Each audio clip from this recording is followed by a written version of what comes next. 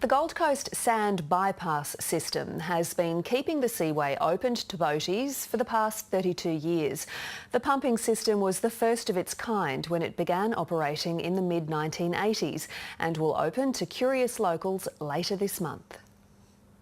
Without the sand bypass system, the Gold Coast seaway would clog with sand in just a few months.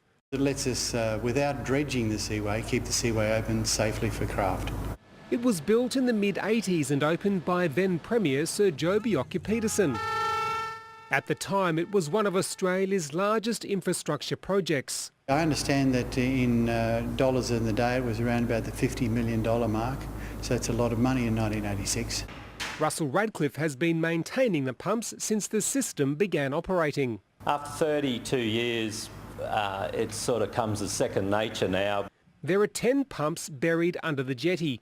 Every day they push 500 cubic metres of sand through a pipe under the seaway and dump it on South Stradbroke Island.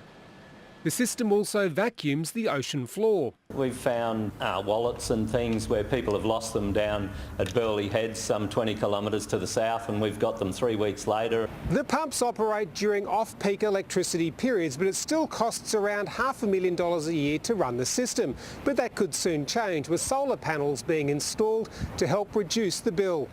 Having a navigable seaway has helped the city's marine, fishing and tourism industries grow. These things wouldn't have been able to happen to the same level, to the same extent, had it not been for those investments made in the 1980s. Next year, the state government will spend more than $3 million upgrading the jetty. Tom Forbes, ABC News, Gold Coast.